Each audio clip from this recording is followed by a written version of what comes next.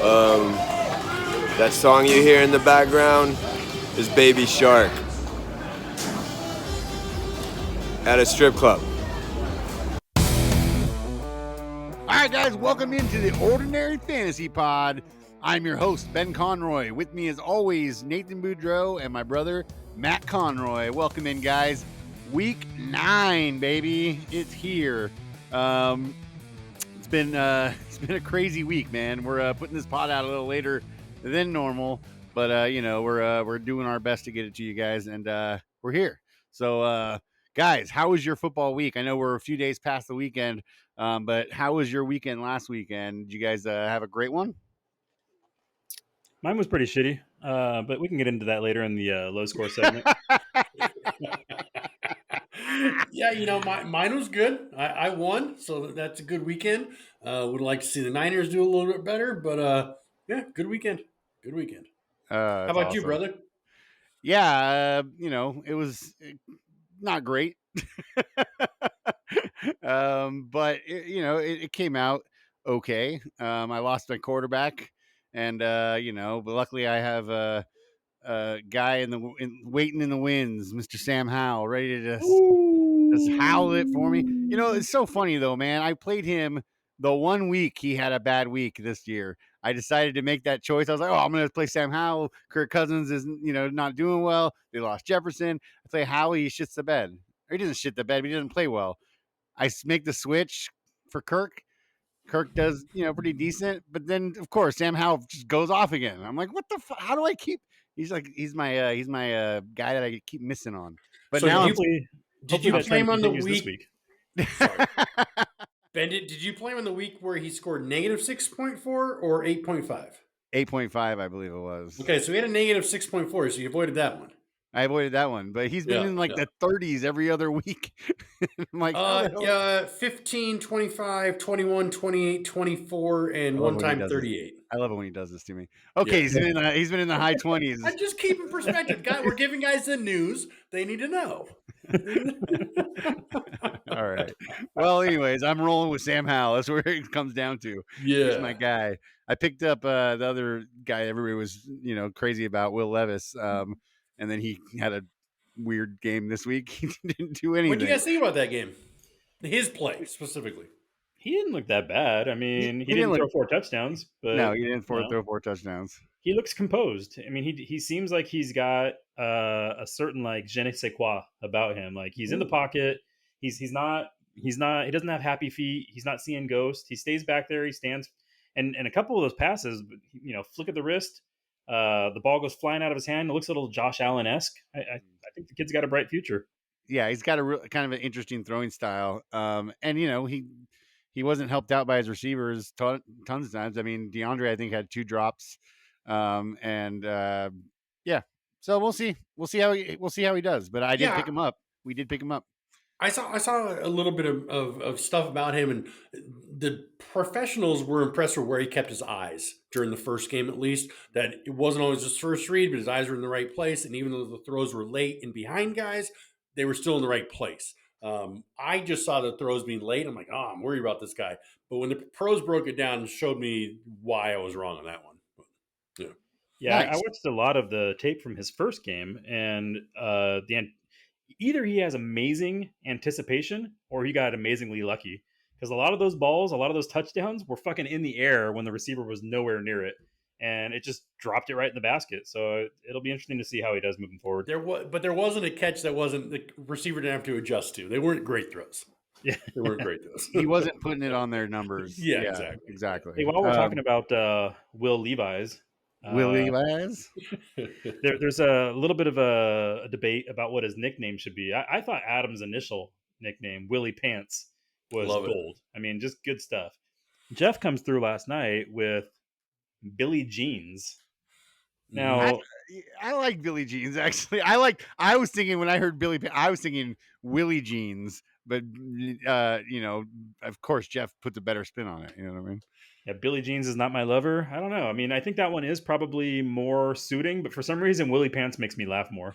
I like Willie Pants myself. I think it's hilarious. Yep. How about Willie Pantalones? Not bad, not bad. Not bad. All right, guys, we had some injuries this week. A couple that we should talk about. Darren Waller, Nathan, I'm going to let you just take this away because I know it's close to your heart. Yeah, I have Darren Waller in several leagues. I've been feeling for a while now that I kind of took the bait, all the preseason hype, and bought into this guy a little bit too much. It'll probably be the last time I ever do that. At least with him. I'm sure I'll buy into other people's preseason hype in the future, but I think I'm out on Darren Waller next year. But it's really unfortunate that the injury had to happen now because it did seem like he was breaking out a little bit. You probably don't know this, but he was a top 5 tight end coming into the last week. He had a couple of good games, and he was number 5 in total points amongst tight ends. So, I mean, he was finally starting to break out a little bit. Got injured early in the game, only scored me 1 fantasy point, and now it looks like he's going to miss multiple weeks.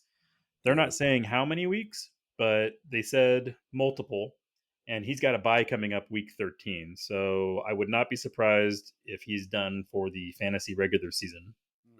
Well, if they plan to keep him out past the bye, they'd put him on IR. There'd be no reason not to, and they haven't done that. So That's true. I still think it's 2 to 3 weeks. But it makes total sense. Why would they put him in right before the bye? But they would do IR, I think, if they're going to do that. If that was hamstrings can be a little unpredictable, especially when you're in your 30s, as he is. And the hamstring was what kept him out last year. Now, I don't recall if he went on the IR last year, but I do know that he missed significant time with the hamstring injury. And so, when they're 7 saying weeks multiple or weeks something. already, Yeah. maybe I'm being pessimistic, but I don't anticipate having him back anytime soon. Well, we just went through this with Cup too. I mean, he just went through this whole thing with the hamstring being 30. He re-injured, took him a lot longer to get back, and so, Waller could be in the same exact position the Cup was in. You know what I mean? So we might be sitting there for a little while wondering if he's coming back and when he's coming back. I So, think you should be excited about David Bellinger. I think he'll get pretty much the exact same amount of targets that Waller did. We'll I don't see. think so. We'll see. Why is he sitting on our waiver wire still then? If you believe in Bellinger, why haven't you picked him up? I don't need him. Oh, okay. Well, let's There you see. I'm not saying he'll do the same with him. I just think he'll get about the same amount of targets. They got to throw somebody. How many targets was he getting in the game? 6, 7? Yeah, It's Bellinger. not a lot. You guys probably don't know this because Adam never produced the video, but last year when we did our predictions video, Bellinger was my prediction for the best rookie tight end. And the reason that I picked Bellinger is because there was no wide receivers in New York that were going to be really demanding targets.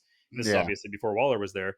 So I was early on Bellinger, and I had him in a few dynasty leagues last year, and he didn't produce shit. And I know he got injured and he missed, a few games last year, but I don't see him being a 1-for-1 even, Waller's out, Bellinger steps in. And even last week, Waller went out in the first quarter and Bellinger didn't really do shit last week. So I'm not super hyped on Bellinger. I think there's other tight ends on the waiver wire that I would, prioritize over him. Right. Waller had 51 targets. We'll take it the last game out. So 7 games, 51 targets. That's not crap. It's not a lot of targets. We'll see. We'll see how it goes with this Bellinger kid. All right. Well, Aaron Rodgers, he was in the news this week because one Robert James Hab III picked him up off waivers, and I guess there's some speculation that he might be coming back earlier than thought. Do you guys have any news on that for Aaron Rodgers? So I texted Bobby. He picked up Waller and somebody else. I forget who it was. Both on the IR. And immediately put him. Hurts. Hurts. There you go. Yeah. So I texted him and go, "Oh, you remembered you had an IR spot, huh?" And he texted back about it, and he said that another league that me and him play in, he saw somebody pick him up. So he goes, "Hey, he must know something I don't." So he just picked him up because he had a free spot. So he didn't do any research. He didn't see any reason to do it except that. But well, that's a good strategy. I don't know how competitive that league is, but I play in multiple high stakes dynasty leagues. And, listen, as much fantasy football as I play, I don't pretend like I'm the highest or most knowledgeable player, out there. And so every time I get an email alert that somebody got picked up and I don't recognize the name, I immediately go to all my other dynasty leagues and see if I can put that person on my team. Yeah. I try and put them on my team first, then I do the research later, right? Because I want to be the first to grab him. Yeah. And half the time it doesn't work out, but that is a good strategy. If you play in a lot of leagues and you see somebody pick somebody up, go grab them in your other league. See if you can be the first to market on that. Yeah, a little insider info if you can get your hands on it. Might as well, right? There's no rules in fantasy football about that. No. I'll tell you what the person in Bobby's league saw though is there was a tweet that came out today that and I don't know who the source is, but that Aaron Rodgers is planning on being back by December. Now, December is a pretty long month, and for fantasy purposes, if you're back on December 1st, great. Maybe you're back for fantasy playoffs. But if you're back by Christmas, you're not back until fantasy championship game, Yeah. right? And if you have a decent quarterback, which Bobby does, I believe, and Aaron Rodgers comes back for the championship game, are you slotting Aaron Rodgers directly into your lineup? No. No. So in a redraft league, I don't know that there was really any legitimate reason for Bobby to pick him up other than he has an open IR spot. Right. Yeah, it seems like the main reason, and just to create conversation because that's what Bobby likes to do. So, And actually, that's the Ertz pickup is even worse, I think, because McBride's running away with that job. So Ertz may not even make the field again. But Yeah, I had Ertz on my IR last week. I put him there. I thought, as long as I have an open IR spot, I'll put him there. But then once McBride took off, I thought, there's probably other players I can slot in there for the time being. yeah. All right, guys. The NFL trade deadline is approaching. No fantasy relevant trades occurred. Is it over? Yeah. Oh, it happened Tuesday. yesterday. God, Tuesday. we're recording. Tuesday. Tuesday? I thought it was 3 days ago. Thursday. 3 days ago. Jeez, man, Yeah. this week's got away from me. Yeah. No fantasy relevant trades occurred. Judy, Henry, or D Hop. Nobody moved. Was there? I mean, the Niners were stoked. We got a trade through. We picked up a big boy on defense, so that's pretty cool. Stoked on that. Yeah, definitely. I mean, there was quite a few trades that happened. Not as many as last year, but it didn't feel like for fantasy purposes that it was a very exciting deadline. Yeah. Nothing really moved. Nope. And for people like me that own Judy, or people that own Derrick Henry or Hopkins, or some of these other names that have been thrown around, I think we were kind of disappointed. Like, it would have been nice to see a change of scenery, but Yeah. it is what it is. It is what it is, as they say. All right, guys, we're going to move it into, we're going to kind of just talk about our league here in the Around the League recap, but we're going to start out with some main league trades. Jeff traded Stafford to Sean for a linebacker. Nate then countered with a better linebacker. And there was some talk about from Sean, he threw out this week, Nate, that you were just doing it to block, just blocking, playing defense. Is that how you see it? No, not in this particular case. But it is funny because Sean blocked my trade, obviously, with Josh a few weeks back. Yeah. And I don't think he did that just to block me. I think he legitimately wanted to make that trade. But so in some ways, there was a little bit of revenge that I got to throw out there and block his trade with Jeff. But no, the only reason I threw the trade out there was because the very day that the trade was about to go through was the day that they announced that my quarterback. Who was it? I already had a concussion, right? I already had Purdy with a concussion. Yes. But then there was some question as to whether Carr was going to play too. And so, I figured, hey, you know what? I better, back myself up, get another quarterback. It doesn't cost me anything except for an extra linebacker, which I had on my bench anyway. So I threw it out there. Didn't end up using Stafford. Didn't need him. Yeah, I was going to say you didn't play him anyway. They dropped him. I love it. Yeah. Well, screw after you, the injury, Sean. yeah. I'm never going to use him. Well, he just picked up that. It's not like he that linebacker caught. He just picked up Alshire off the waiver wire this week too, right? Or last week or something. So it wasn't like you paid much for him. You dropped Alshire and then I picked him up. And I was going to use him for Warner's buy. But having a potential starting quarterback or a linebacker on my bench, to me it was no risk trades. I went ahead and pulled the trigger, but I don't need Stafford anymore. I think anybody who pays attention is going to be watching Stafford to see how he does the next couple of weeks because they got a sweet playoff schedule. So if Stafford gets back on track, well, it'll be interesting. Me with Puka, you with Cup. I could see both of us, either of us grabbing him right there at the end. So I think he's going to be highly monitored going forward. Good. I got him. I got both of them in my dynasty league, Puka and Cup. So I'm hoping he's okay. Otherwise, I got 2 holes on my bench to fill. Was it one of you that said after Stafford got injured that he looked down to see if his thumb was still there? Yeah, dude. That you, Matt? He looked at it like it was like going to be shattered or gone. Well, that's the same. That's the same thumb he injured in Detroit that he played half a season with like torn or broken or whatever, and then he had surgery, and now he's it's injured again. So it's like he's of course he's probably looked down to see if the bolts or whatever were coming out or Yeah. oh man, yeah, that's a scary one, man, for any guys carrying Rams on their team because without Stafford, those guys don't look that great. Those But they got a options. bye coming up next week, so I mean, even if he sits out a week this week, of course it's going to suck for us that own Cup and Puka Nakua, but hopefully he can get healthy through the bye and come out and be ready to go week 11. Well, the thing is we already know he's willing to play hurt, so he most likely will play regardless. I mean, I don't expect him to be out unless they force him to be out, but that's still you got to think about how good are those two receivers still going to be with a injured, Stafford. So it's still it's still a question mark either way, playing or not playing. All right, second trade in the main league was Ryan traded Jaleel McLaughlin. I said that right, to Bobby for Dak Prescott. And I personally think, Ryan got the better deal there, at least in the short term. At least in the short term. I mean, obviously, we don't know. It's Dak is Dak, and we don't know about this McLaughlin kid. But what do you guys think about this trade? Well, McLaughlin is a third string running back in that team. So, I mean, it's clearly won by Ryan unless there's an injury. If there's two injuries in front of him, McLaughlin, could be a, top 12 back or something, an RB1. But currently right now, Dak was up games and bad games. But yeah, I think a starting caliber quarterback for a third string running back is no brainer. Nice trade. Yeah, I mean, McLaughlin only had two good games this year. He had one good game when all the starters got hurt, and he came in relief. And then the next game, when all the starters, Javonte was still out, and he had obviously so he had 19 points one week, 17 points the next week. After that, he's never really broke 6 points, and I don't foresee him being a very useful fantasy player moving forward.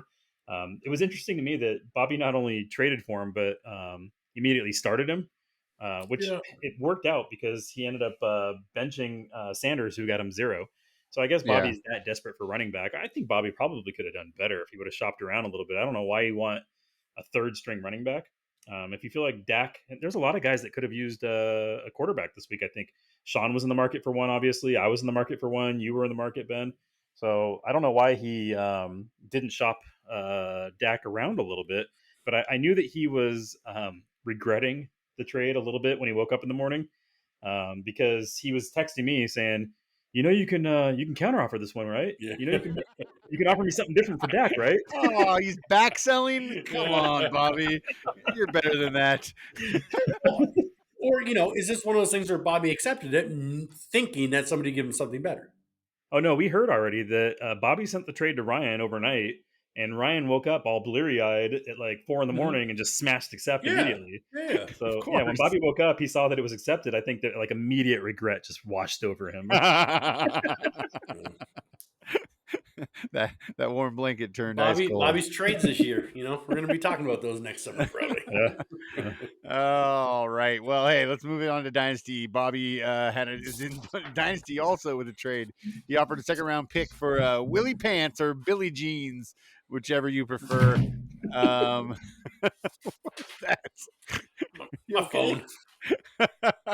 Oh man. Yeah. So Nate, you and Bobby got in a bidding war. Highest offer was second, fourth, and a fifth. This was with Adam. The whole thing started with Adam, and Adam offered a first, but then eventually Adam ended up taking this whole thing out with a side negotiation, is what I've heard. And you guys want to like kind of break that down because you know more about the side negotiation than I do. Yeah, I mean, I can give the information that I have. There's a lot of, and by the way, this is one of the reasons I love the practice squad rule in this league. And I know it can be a little complex, of course, and sometimes people go, that rule's stupid, or why do we have this, or why do we have that? And I get all that. But some of the funnest times we've had in this Dynasty League are when somebody's trying to purchase a player off somebody else's practice squad. This year it was this one. Last year there was one for a Colts third string quarterback that somehow just blew up into this huge negotiation, right? Yeah. But it creates a lot of fun, a lot of banter in the thread, and then sometimes there's people get a little whether they're joking or not, but they get a little testy with each other. It's always kind of funny. But yeah, me and Bobby got into a bit of a bidding war And, we were going back and forth, back and forth. And Bobby says, I'm going to offer a second and a fourth and a fifth. And I said, well, I'll match. And then he said, well, then I'll do this. And I said, I'll match. And then Adam just throws the gauntlet down. He's like, first round pick, Okay. So Adam wins. Me and Bobby were out of it. We're not doing a first round pick. Then the next day, when it was about an hour left for Steve to accept, Adam announced that he is no longer offering the first round pick, which, as we know in the rules, there's a rule against that, and there's a good reason for that rule. No takesy backsies. Yeah, no takesy backsies. It's no different than an auction. You can't say like 31, 32, 33, and then when you say 33, go, never mind, I don't want him. Like once you say a number, you're committed to that number, right? It's the same exact thing. But and I don't know if Adam was joking or if he was serious, but he's basically saying, I'm not going to follow that rule. That rule's bullshit. Fuck that rule. Well, his issue was his issue was, whether it was real or not, was too many people were chiming in. Bobby was working as an agent for like 3 different people, and it just got all weird and convoluted. And he goes, "Man, if you guys are all involved, I'm out." And so then I think that was a real reaction from him. But then I think it became very playful after that, and I think he was trolling or whatever. But I was talking to him, I was encouraging him. I'm like, "Go Cap, go Chaos!" Or I said something to him like, "Let's do this. I got your back, dude." And just playing around, just trying to stoke the fires a little bit. And well, yeah, there's always a small element to Adam that is a little bit of trolling, right? Especially because him and I have such a long history of being brother-in-laws for so many years that he knows how to get under my skin. And as the commissioner of the league, I have to kind of be the bad guy sometimes. Like, I have to be the teacher that tells people, no, you can't do that, kids. Like, listen, you have to follow the rules, which I fucking hate. I hate playing that role, but like, we need a commissioner that fucking stands up and enforces the rules, right? So Adam gets under my skin and he says, well, let's see what happens if you try and enforce that trade. I guess I'll just have a little fun on my side, which is implying that maybe he's going to fucking, I don't know, do something, drop players or what. I don't know. Who knows? But thankfully, at the last minute, Adam and Steve were able to negotiate an alternate trade, which, hey, let's be honest, from my perspective, I think the alternate trade they negotiated actually was better for Steve. If Steve was going to agree to the first trade, which is a first round pick for Willie Pants, then of course he's going to agree to the second trade, which is he not only gets that first round pick, but he also gets a starting quarterback. Now I get it. This quarterback from Seattle is, up there in age. Probably not much use to Adam because Adam's in the middle of a rebuild, doesn't need a 32-year-old quarterback. Yeah. But from Steve's perspective, it's like, oh, I can have a first round pick or I can have a first and a quarterback. Of course, that's a much better offer for Steve. So I think he made out in that deal. Nice. Well, Matt, let's roll right into our Around the League recap. Continue it going on. Yeah. So in the Gilly League this week, Megan lost her Cutthroat team, which is now she's out of both of her teams are gone.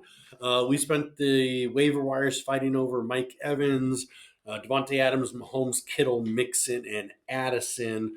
I think Nate came up with Mahomes, right? If I remember right. Yeah. And I had to get Mahomes because I lost in that league. I already had Justin Fields on my team who was injured.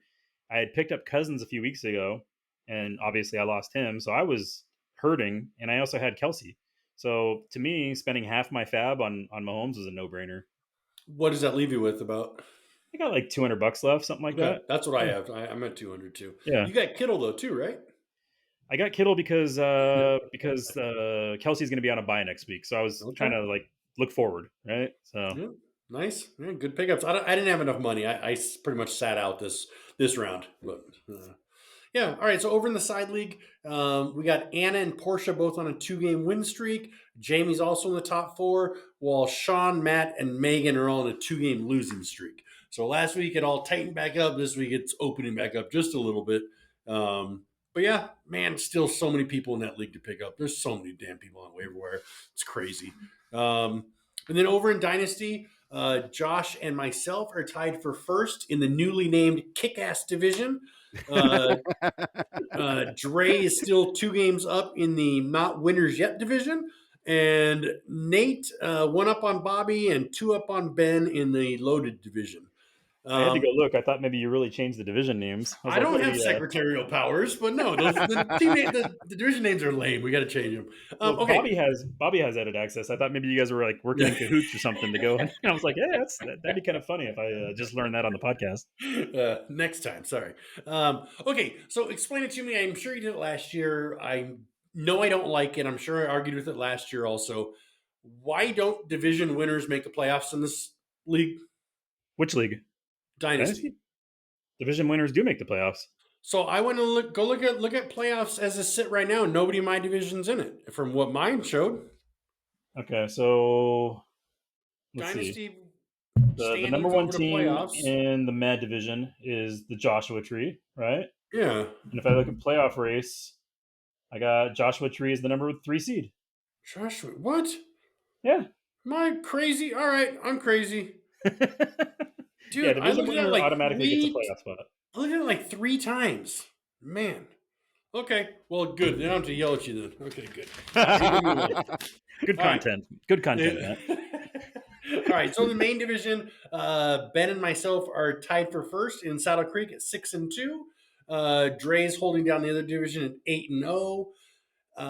Nate, I know last week you said you're very hopeful that now that you get to play the other division, that's when your division is going to pick up all your wins. How'd that go this weekend?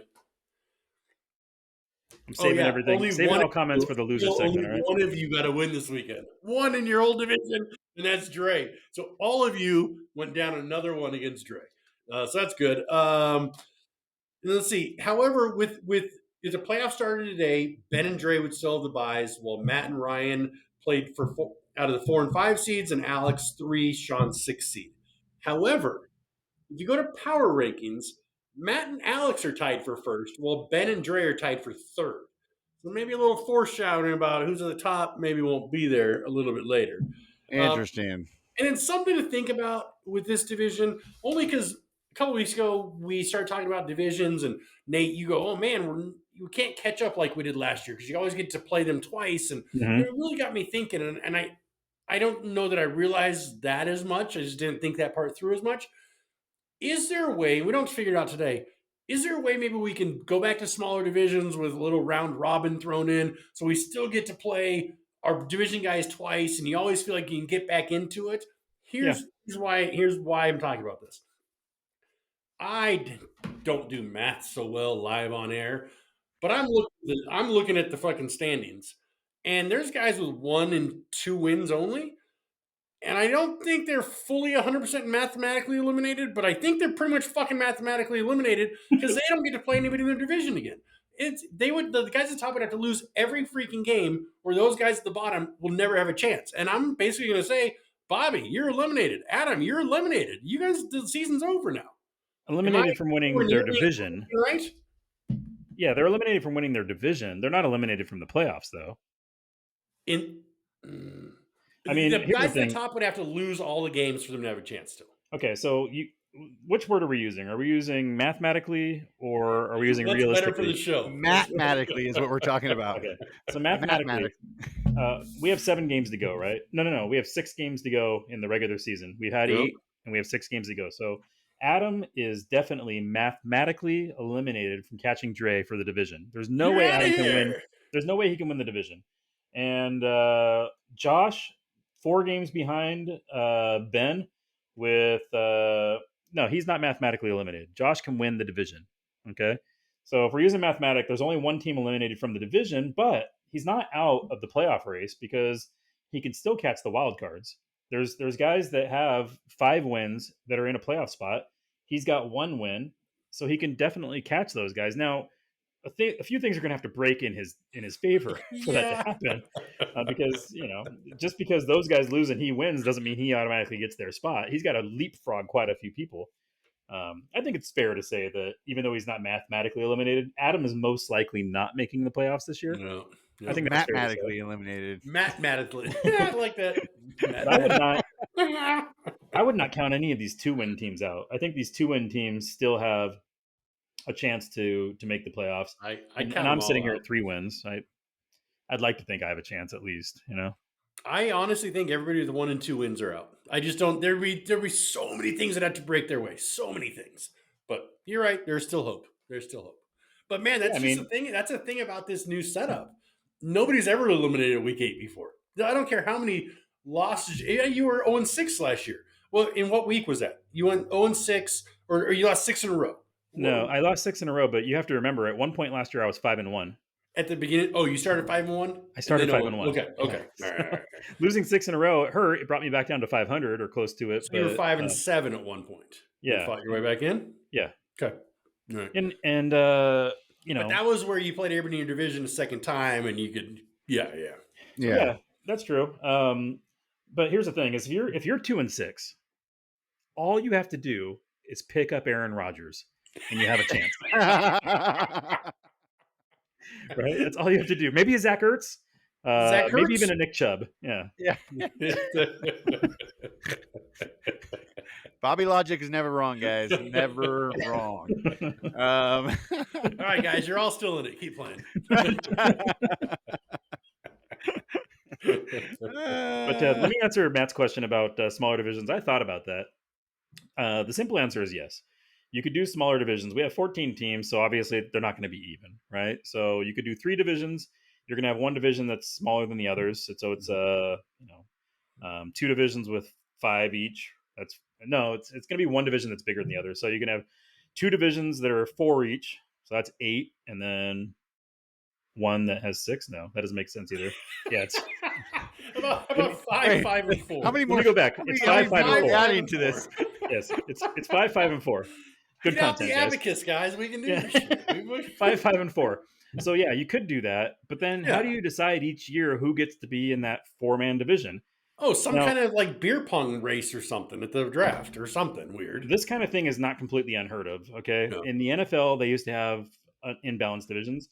In Major League Baseball they used to have imbalanced divisions. Yeah, we have one for Yeah. years. The West for the Angels Mhm. division only had 4, and all the other divisions Yeah, had 5, yep. and one even had 6 at one point, and so they had 2 more than us.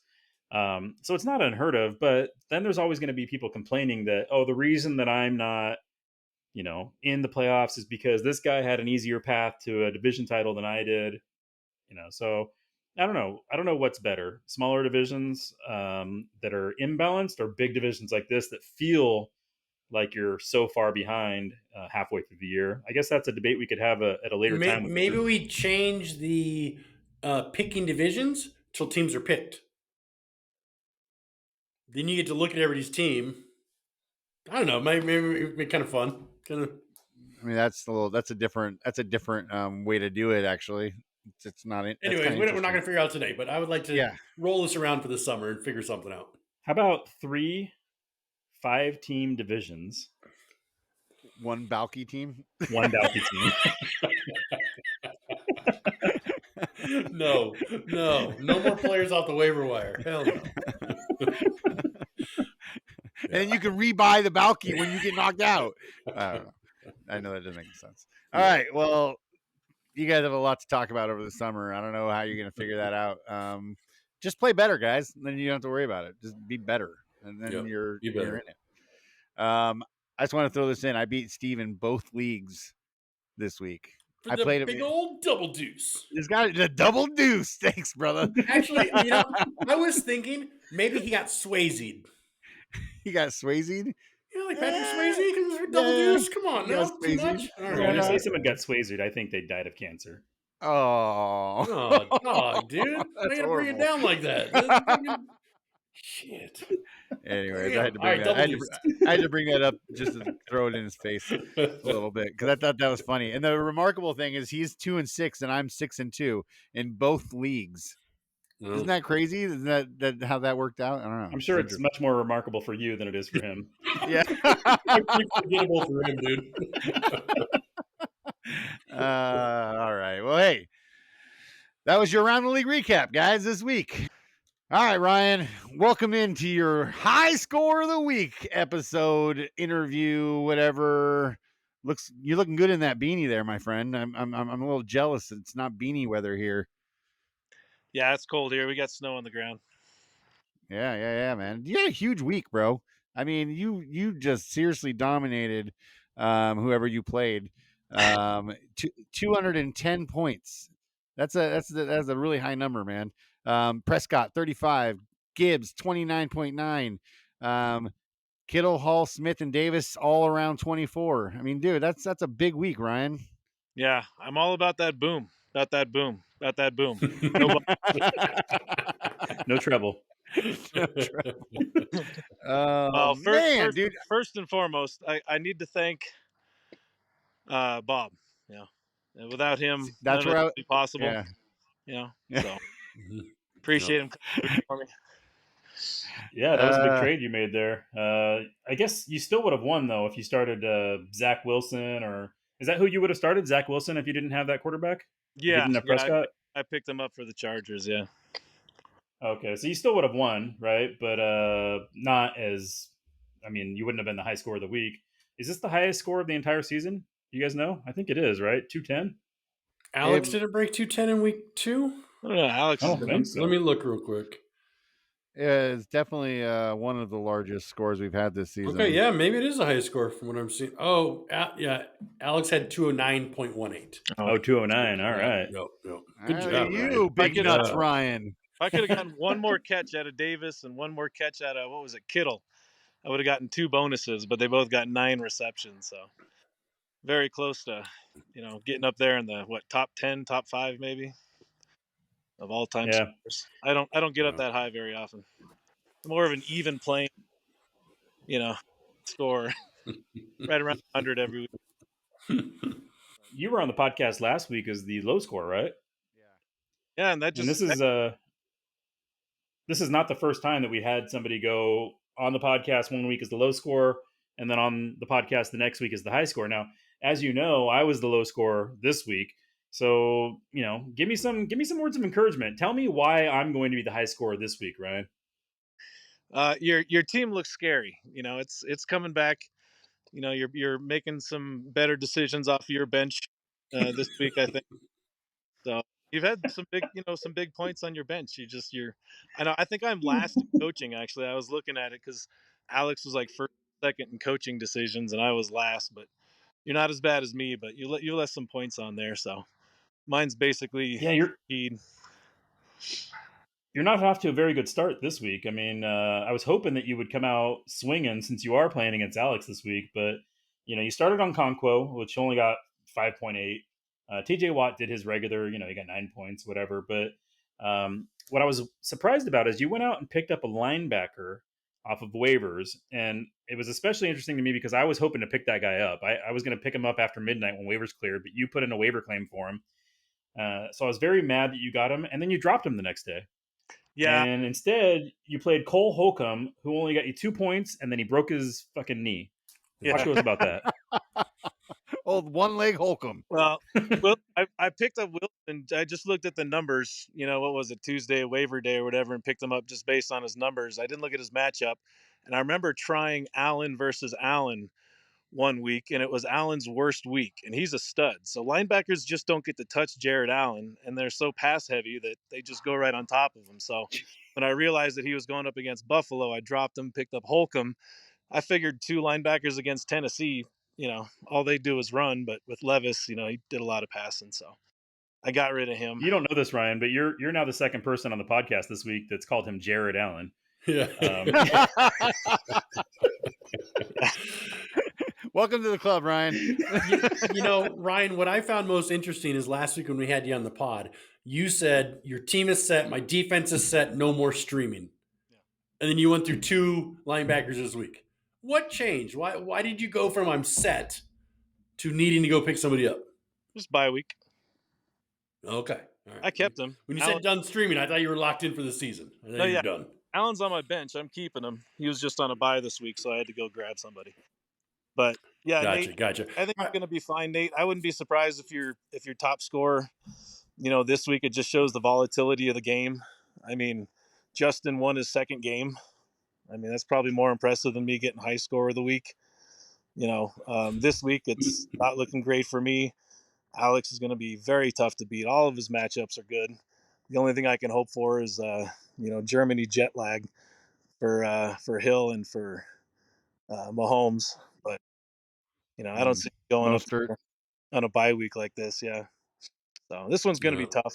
But, yeah. I mean, he's got 3 players. Sorry, dude. I thought you were done.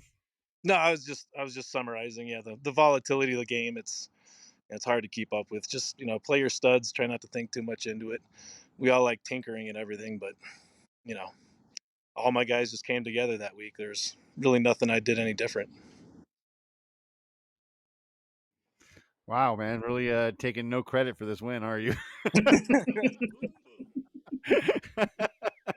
All right, man. Well, hey, did you at least text Joe you were touched by the mountain man after you won? Because No, because touched by the mountain man actually means that you get low score. That I've touched you in that way where you get under 100 points. And I think the first 2 weeks, the two people I played were low score, and then it was like week 4 it happened again. So that's kind of where it came in. Is if you play me, your team's gonna shit because you've been touched by the mountain man. So that's what kind of came there. But no, he all right. jackpot. Like I needed that score to beat Joe. Like these Ribbles the last couple of weeks they've been. Well, Joe has. Alex didn't have a great week last week, but I see him bouncing back. So I got Ribbles in a row. So got one out of the way, but it looks like Alex this week will be a little tougher. Ribbles in Yeah. a row. And Rip- I know I mentioned that I was hoping you would come out swinging against Alex, but I mean, let's be honest. I need you to lose, Ryan.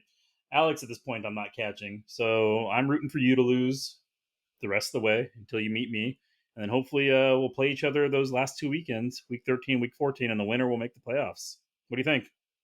Yeah, I think you got a shot. Your team's looking strong. I check every team out every week, and yours, you got cut back, and it's not great over there with the Stafford situation, but if your guys produce like they should, you should be in a good spot.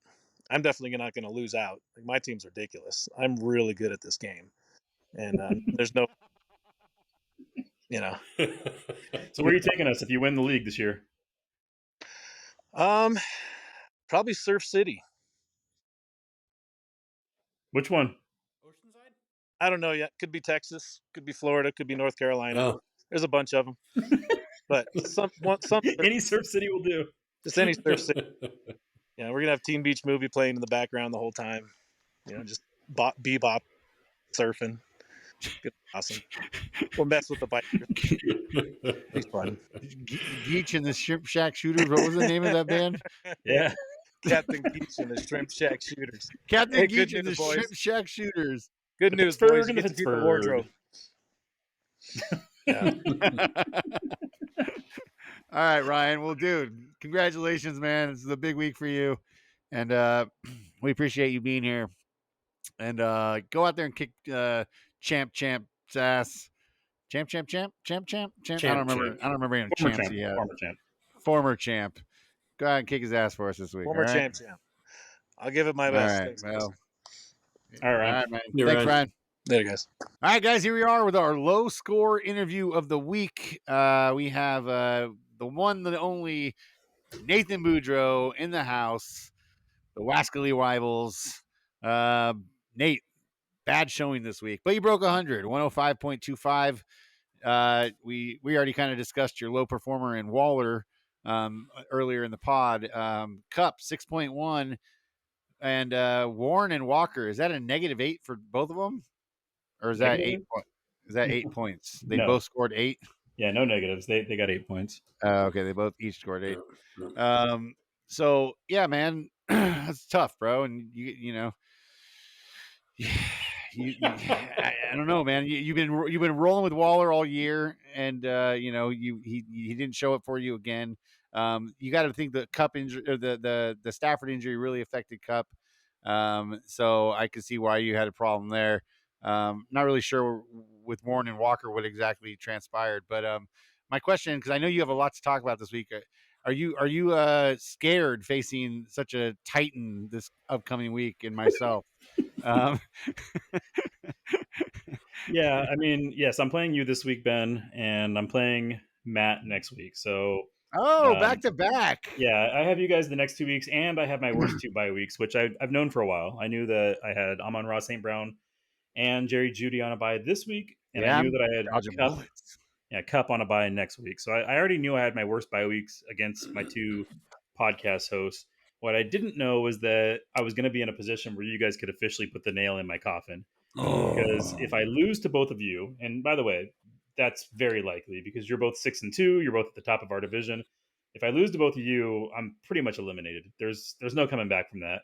Now I Is like my that schedule. I like my is schedule that after it. is that mathematically or mathematically? I'm just curious. It's pretty mathematic. Let's take a Yeah. look at it. Yeah. And what I was just saying is I like my schedule afterwards because all the guys I'm chasing for a playoff spot, I got the Justins and the Seans and Ryan who I played twice. These are the guys I'm chasing for a wild card. I get to play them all. So I'm really excited. But if I go into that game and I've still only got 3 wins, if I'm at 3-7 with 4 games to go, I don't think there's. I mean, my best hope at that point would be to sweep and be 7-7, which I don't think it's going to be good enough. So I regret to inform you guys that my only chance at salvaging my season is by beating both of you. That's laid out very nicely for a jinx, I think. But I appreciate that. This is laid out beautifully. You're telling me you're thinking about pulling off the Conroy sweep It's my only hope. back to back it weeks? really is. It really is his only hope. Yeah, I will be mathematically eliminated if I don't do it. So listen, I'm going to have to find some players that are going to step in for Amon Ra and step in for Cup, and I don't know how they're going to do it, but somehow I'm going to have to pull it off. It's going to be and here's the thing: if Josh can beat me 5 years in a row, Yeah. if Josh, who's average the last 4 years is 4 games, or the last 5 years, 4 games a year he wins. 4 games out of 14. And one of those 4 games is against me every year. If he can beat me, then I can beat you guys. So I'm holding out hope. Well, I got it. Oh, Go ahead, Matt. Ben. Oh, sorry. I'll start real quick. I was just gonna say I hold the record 13-12 in our overall. So I do have you there. Mhm. You have the 2 points up on me in our weekly scoring preview. But you're starting David Carr. I mean, but you got to be. I guess you got to feel good. It's against Chicago. That's one thing. But are you excited? Daryl Henderson, Dell. Hank Dell. Hell yeah. Play that dude. More. That's the way. How confident are you this week with your team? I picked up David Carr 3 weeks ago specifically for this matchup. I saw that Purdy had a week 9 bye. David Carr had a nice matchup. So the only reason he's been sitting on my bench the last 3 weeks is for this week. Hopefully, wow, I like to see that you gaming against me that far in advance. I like that. Of course, I always look at my buys. I always try and prepare. Henderson, I'm not confident in. Walker, Matt's prediction that Charbonnet is going to take over that backfield might be coming true. Charbonnet had more carries than Walker last week, but that also might have to do something with Walker's injury. So we'll see how that turns out. Kupp doesn't have a quarterback. Stafford's got no thumb. Yeah. And I think Tank Dell out of all of them is the one I'm least worried about. Now, let me tell you the secret weapon. Yes, I am without Darren Waller. But I went out and picked up a certain tight end that you are very familiar with, Ben. I went and picked out Juwan Johnson. Oh, I know. I saw that, man. Play against you. The touchdown machine. Juwan Johnson. Yeah. Not so much this year, right? He hasn't really had not so much this year, but last year he was a machine. I won't be surprised if you go pick up Bellinger or whatever the guy's name is we were talking about earlier in the pod. I was actually kind of bummed out. Last night's game, I benched Jaylen Warren, which I'm sure you're thrilled with. Yeah, Jaylen Warren had his best game. He scored 14 points. Yeah, only touchdown of the year, right? Yeah, and he was just like quarter inch away from making it 21 points. He dove towards the end zone and just barely missed it. But that was kind of a bummer. But God, the way he played was encouraging. If he can keep playing that way, I might be okay. But Matt, I'm going to let you talk now because I've monopolized this whole interview. Matt, go. Please say something. No, hey, what I was going to talk to you about, Nate, is your quarterback situation. And Ben kind of brought it up for this week, but I want to ask you for the whole season going forward. Derek Carr might be the right guy to play. Have you thought about making that switch permanently? You never know. I still have more faith in Purdy than Carr. Purdy's been pretty consistent. Purdy consistent. Yeah, I mean, he had the one bad week where he only scored 8 points against Cleveland, but that's the number 1 defense in the entire league. But I mean, even last week he scored 17 in a bad week, right? Other than that, he's got 34, 23, 24, 20. I mean, Purdy's been Carr's great got for the me. much better end of season schedule, though. I mean, his playoffs are amazing. Yeah, He's somebody that I'd be targeting at the end. I mean, Purdy's is pretty good too. Seattle, Washington, Vegas, but Carr is a great end of the season schedule. yeah. Well, if you're going to go down with the ship, go down with your soldiers, right? I'm pretty sure Yeah. that's not a real not a- saying. It's not a But saying. You're pulling back the onions, dude. So that's I'm fine. pulling back It's- that foreskin for you Yeah. guys. But Purdy was pretty magical in the second half of last year, and I do believe that he took a 49er team to the playoffs, and I do believe that he's going to take my team to the playoffs too. I don't know, man. I sure hope you're right because honestly, I even texted in the thread this week. He just looked lost, dude. I mean, it could be the concussions or whatever it is, but this last week, this last game, this last time they played, he looked lost out there. I want to Excuse me. clarify. I think Nate said he hopes Purdy takes his team to the playoffs. I think he's talking fantasy team. Mm-hmm. And Well, yeah, you I don't mean, want both. that to happen because that means he's going to beat you this weekend and me next weekend. So you do Well, not. he's not playing Purdy this week against me, so I'm not worried. You do not want Purdy to take his team to the fantasy playoffs. No. I don't. I hope he heals. I hope after this bye, that's all I'm saying is Purdy is back to being Purdy because that last game, man, he didn't look like himself at all. He had his head down. He was just like he looked out of it. And One thing that I read this week that I found interesting, not really interesting, but it rang true. And this has nothing to do with my fantasy team. We're kind of getting to 49er pod, but this is my low score segment, so I can say it. Yeah. The tweet that I read was that Brock Purdy is a really good and efficient quarterback. I do not buy into the fact that he's just the system quarterback. I think he's much more than that. But what I do buy into, especially after watching these 3 games, is that when other pieces of the team aren't performing up to expectations, he doesn't have that ability to put the team on his back, right? Yeah. Which is what Super Bowl winning quarterbacks have. Super Bowl winning quarterbacks can put a team on their back even when the defense isn't playing optimal. And Purdy hasn't demonstrated that yet. So I'm hoping he turns it around. But getting back to fantasy, no, well, hold I'm on. probably going to play him. We got one more thing, 49ers. We can cut this if we have to. Aren't you disappointed with Ayuk in the last couple of games with Debo out? He should be stepping up, demanding targets, and I don't see him doing that from what I'm seeing on the field. I mean, I know Purdy has to get him the ball, but Nate, we both talked. Ben, we talked. I thought Ayuk was the best receiver on our team, going for a pure receiver, and I'm not seeing that when Debo's not there. He's not stepping up and being that guy. At least I'm not. I agree with you, but at the same time, I also see way more targets for Kittle than we've seen over the last few games or since the beginning of the season. Kittle's been targeted a ton, so Ayuk's not being targeted as much as I think he would have if Kittle wasn't getting the same targets. I mean, I think Purdy. This goes back to Purdy. I don't think performing in the way that I think he has been performing. I don't think you could put it all on Ayuk. He still had over 100. He still had over 100 yards this last game. Yeah, he did. He didn't have that bad of a game last week. He had the one bad drop that bounced off his helmet, which elite wide receivers shouldn't do. Ayuk is one of the best route runners in the league. He's definitely the best route runner on our team. He's got some drop issues sometimes. The balls bounce off his hands, and he's going to have to clean that up. But in some ways, I think Ayuk might benefit a little bit when Debo gets back because of the attention that takes off of him. He's always looked better when he has somebody on the other side of the field that can, take some of those double teams away from him. So we'll see what the team looks like moving forward. I'm not losing confidence in Ayuk at all. Yeah, I mean that was more my point with number one coverage on him, who wasn't doing it. But we're good. Got it. All right. Well, that was your low score of the week. Thanks, Nate. Appreciate you. Yeah. All right, well, let's move it on to our.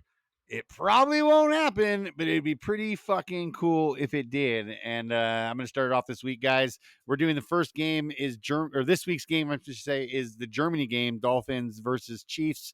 I'm going to take the slam dunk layup, and I'm going to go. There's going to be 4 touchdowns for each team, and somebody's going to win it with a field goal at the end. And it's going to be a high score, one of the highest scoring overseas games of the NFL history. 59 is the over under. Okay. What was that? What is it, Nate? What is the real over under? Oh, the real over under on the matchup? He's calling 59. I want to know what it really is. Okay, I can look that up for you real quick here. It's 50. Okay. So I'm not far off. Yeah.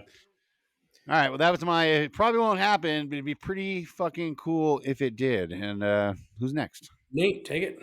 Yeah, I mean that's an interesting one, Ben, because usually these overseas games have been pretty low scoring. I know. And we know why. They're jet lagged. There's actually some data that we saw recently that Matt and I were talking about offline that I read from an F1 driver talking about, because they travel all over the globe to play in these to race in these races, and they say you either need to get to the other time zone at least 5 days before the race so that you can acclimate to the time zone, or you need to stay on your own schedule. And if and here's the part of it I didn't mention: the Dolphs traveled out there on Tuesday, so they got there 5 days before the game, so they should be able to acclimate to the schedule. The Chiefs traveled out on Friday, so they are not going to have enough time to acclimate. So what this F1 driver was saying is that what they should do is they should actually stay on their own schedule, which means instead of going to bed at 9 p.m. on Saturday night, they should go to bed at 2 a.m. But Yeah. how's that going to affect their performance the next day if they're playing at 1 p.m. Germany time and they're up till 2 a.m.? I don't know. So that'll be interesting. I did hear recently somebody who was talking about that, how they are trying to get their guys right off the plane to go out and do stuff instead of go straight back to the hotel and start to sleep and everything like that. So yeah. And so when it comes to my prediction of what I think is going to happen, because of that stat about the Chiefs being jet lagged and the Dolphins being more acclimated, I want to lean towards something that's going to be Dolphin heavy. But then this other stat bugs me in the back of my mind that the Dolphins have not beat a team with a 500 record since week 3 of last season. Wow. It's been like a year and a half since they beat a winning team. So are they going to break that record this week in a Tyreek Hill revenge game? It probably won't happen, but it'd be pretty fucking cool if it did. Tyreek Hill, 15 catches, including the winning catch to win the game.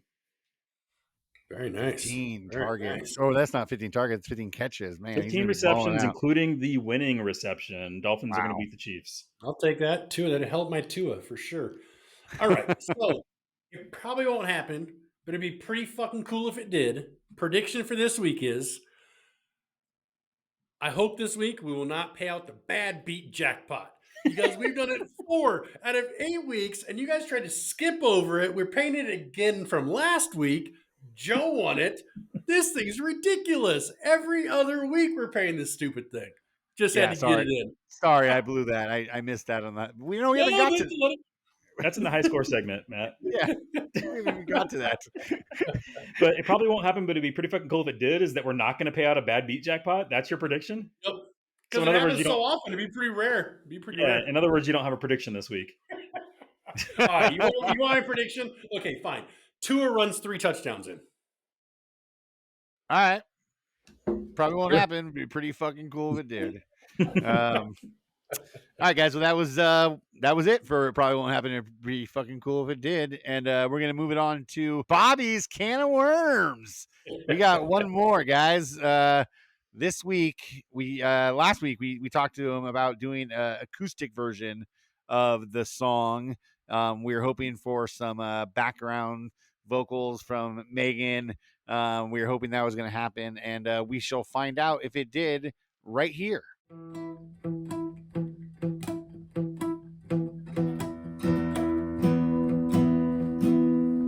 are degenerates, we're the degenerates. No degenerates, we're the degenerates. Rookies, they can act like Casanova. Seated to my pulse with the floor. Chap to some players that they not heard of already. Chap could not let go of the trait that burnt him. We are degenerates, we are degenerates, we are degenerates. Injuries don't feel like they always do. Chuck the Colts, New QB, and Jefferson too. We got Jay and Boogie sitting up top looking down. The rest of us just rather meditate our frowns away. Degenerates with the degenerates, with our degenerates, with our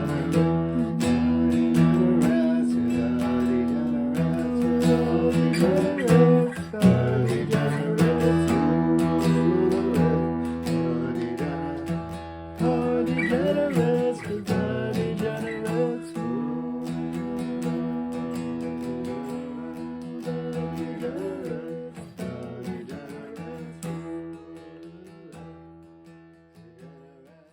All right. Well, there it was. Bobby playing that six string, and Where was Megan? I don't know. I thought did she? Do you think she said no? Do you think she big timed us? Give the people what they want. Where was Megan? I don't know. I was expecting the whole family to be in it this week, to be honest with you. But Yeah. I will say this: that song, the first time I heard it, I was like, okay. And the second time, we heard it a few times before last week's podcast. By the time we finished doing last week's podcast, it was stuck in my head all weekend. Yeah. And then when Bobby sent us this acoustic version, it had the exact same effect. It's just been fucking round and round in my head. I'm like, I got to get this. So I'm putting other music on to get rid of it. It's like fucking an infection. Yeah, no, he that's so funny that you said that, because Debbie, her reaction was she started laughing her ass off right the first time, and I kept telling her, like, I don't know, every time I listen to it, after I listen to it, I'm like, bobbing my head a little bit, and and she's like, and then when Anna came over on Friday and she played it for Anna, she's like, Ben actually likes this song. He told me, and I was like, it's not it's not that, it's just catchy. It's every time I listen to it, it starts to make my head nod a little bit. So I have an idea for a challenge for him. I don't know if you guys have thought of anything this week. No, go for it. It's your week, man. What do you got? Yeah. Okay. So, after we gave Bobby his challenge last week, he sent us a text and he thanked us. He said, "Oh, thanks for making it so much easier on me. This is gonna be a nice, easy challenge." Okay. So, this week, Bobby, I'm not gonna make it easy on you. We all know you can play lots of instruments. We all know you can sing and dance. We all know that you're musically inclined. I want to challenge you a little bit to maybe use a skill that you maybe need to exercise a little bit more. Over the years, one thing that we've always said is that, maybe comedy isn't your best suit. So what I'd like to see, Bobby, is this week, I'd like to see you do a stand-up comedy routine. Oh my God. Pull out your best Adam jokes, do a little stand-up comedy routine and make it fantasy football related. And let's see how funny you are, Bobby. All right, I'm in for that. That'll be I thought you were going to turn it around and go, all right, show us something about fantasy football you're not very good at or something. Yeah, like that. he could have done that. But no, yeah, I want to see Bobby do stand-up comedy. I think it'll waka waka. It'll be I don't know if I said this to you guys before, but when we were going back and forth about the rivalry week stuff, that was one of my ideas. And I don't know if I said it to you guys or Steve or somebody at one time. I go, what if we make everybody do like a funny comedy skit, one that we know is good, like a George Carlin 90 seconds. See if our guys can actually deliver the fucking comedy. Something we know is funny and should be fucking hilarious. See if they got the chops. But I think that would be pretty funny. I give him a hard time. Some of those skits that Bobby's done this year, especially the ones that him and Megan work on together, they have been kind of funny. I laughed at a few of those. So there is some humor, and I think maybe sketch comedy might be his forte. Yeah. I really want to see stand-up comedy. That's what I want to see. Give us some jokes, Bobby. Yeah. I'm curious. Is he going to be a storyteller? Is he going to be a one-liner kind of guy? I'm interested.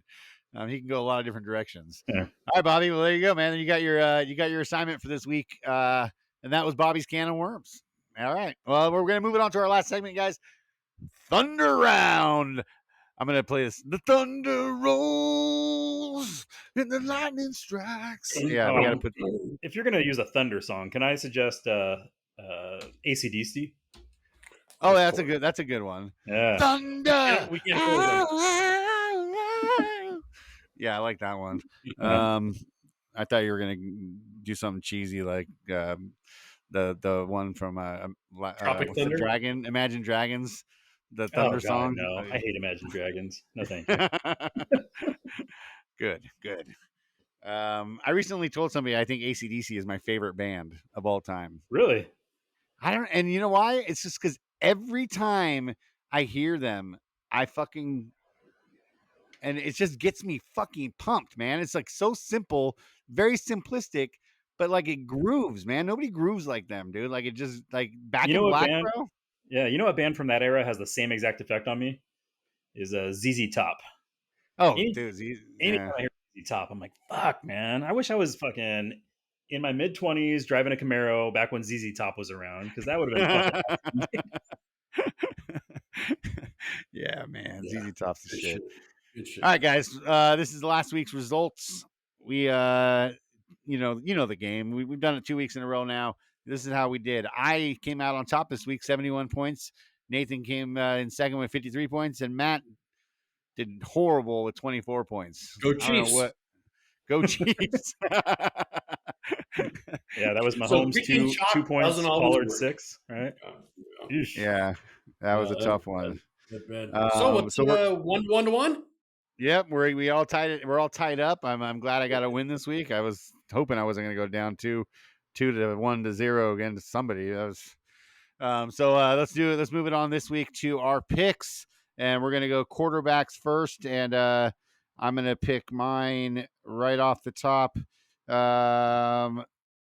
Let's go Jared Allen against Cincinnati.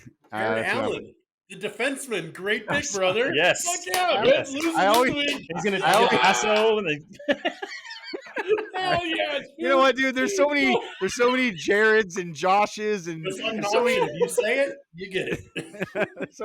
there's so many Josh Allens and Jared Allens and stuff. I get confused.